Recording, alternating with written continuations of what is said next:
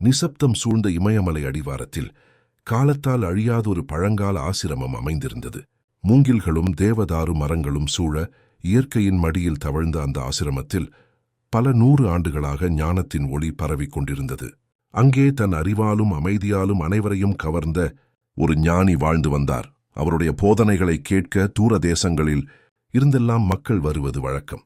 அப்படி ஒரு நாள் வாழ்க்கையின் ரகசியத்தை தெரிந்து கொள்ளும் தீராத ஆவலுடன் ஒரு இளைஞன் அந்த ஆசிரமத்திற்கு வந்தான். அவனுடைய கண்களில் தேடலும் இதயத்தில் குழப்பமும் நிறைந்திருந்தன. ஞானியை கண்டதும் அவன் பணிவுடன் அவரை வணங்கி, குருவே, நான் வெகு தொலைவில் இருந்து வருகிறேன். வாழ்க்கையின் உண்மையான அர்த்தம் என்ன? அதன் ரகசியத்தை எனக்கு உணர்த்த முடியுமா என்று கேட்டான். அவனுடைய குரலில் இருந்த ஏக்கத்தை உணர்ந்த ஞானி மென்மையாக புன்னகைத்தார். ஞானி அவனிடம் எதுவும் பேசவில்லை. மாறாக ஆசிரமத்தின் மூலையில் இருந்த அடியில் ஒரு சிறிய ஓட்டையுடன் கூடிய பழைய மண்பானையை அவனிடம் கொடுத்தார்.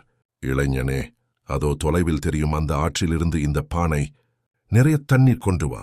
அதன் பிறகு உன் கேள்விக்கான விடையைப் பற்றி பேசலாம் என்றார். ஞானியின் இந்தச் செயல் இளைஞனுக்கு சற்று வீண்டையாக இருந்தாலும் குருவின் சொல்லைத் தட்டாமல் அந்த பானையை எடுத்துக்கொண்டு ஆற்றை நோக்கி நடந்தான்.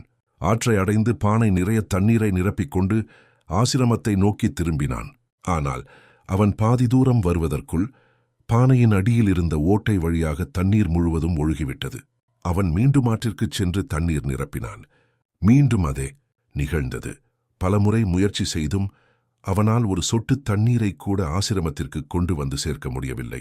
ஒவ்வொரு முறையும் பானை காலியாவதைக் கண்ட அவன் மிகுந்த சோகமும் விரக்தியும் அடைந்தான். தன் இயலாமையை எண்ணி வருந்தியபடி காலிப் பானையுடன் ஞானியின் முன் வந்து நின்றான். குருவே, மன்னிக்கவும். இந்த பானையில் ஓட்டை இருப்பதால் என்னால் தண்ணீரை கொண்டு வர முடியவில்லை. என் முயற்சி வீணாகிவிட்டது என்று வருத்தத்துடன் கூறினான். அவனது நிலையைக் கண்ட ஞானி மீண்டும் புன்னகைத்தார். கோபமோ ஏமாற்றமோ அவர் முகத்தில் இல்லை. மாறாக ஒருவித பரிவுடன் அவனை பார்த்தார். மகனே, நீ நடந்த பாதையை ஒருமுறை திரும்பிப்பார் என்று அமைதியாக கூறினார். இளைஞன் குழப்பத்துடன் திரும்பிப் பார்த்தான். அவன் கண்கள் ஆச்சரியத்தில் விரிந்தன. அவன் தண்ணீர் கொண்டு வந்த பாதை முழுவதும் இருபுறமும் வண்ணமயமான அழகான பூக்கள் பூத்து குலுங்கின. அந்த வறண்ட பாதையே இப்போது ஒரு பூஞ்சோலையாக மாறியிருந்தது. ஞானி விளக்கத் தொடங்கினார். மகனே, நீ கொண்டு வந்த தண்ணீர் பானையிலிருந்து ஒழுகி வீணாகிவிட்டது என்று நினைத்தாய். ஆனால் அந்த தண்ணீர் சிந்திய வழியில்தான் இந்த அழகிய பூக்கள் மலர்ந்துள்ளன. வாழ்க்கையும் இப்படித்தான். நாம் எடுக்கிற முயற்சிகள் உடனடியாக நாம் எதிர்பார்த்த பலனை தராமல் போகலாம். அது தோல்வின்னு நாம் நினைக்கலாம்.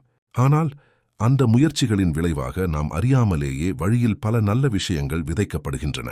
உன் ஒவ்வொரு முயற்சியும் இந்த பூக்களைப் போல உனக்கும் உன்னை சுற்றியுள்ளவர்களுக்கும் என்றாவது ஒரு நாள் நிச்சயம் பயன் தரும். இதுவே வாழ்க்கையின் ரகசியம். தொடர்ந்து முயற்சி செய். அதன் பலன் நீ எதிர்பாராத வழியில் உன்னை வந்தடையும் என்று கூறி முடித்தார். ஞானியின் வாக்குகள் இளைஞனின் இதயத்தில் ஆழமாக பதிந்தன.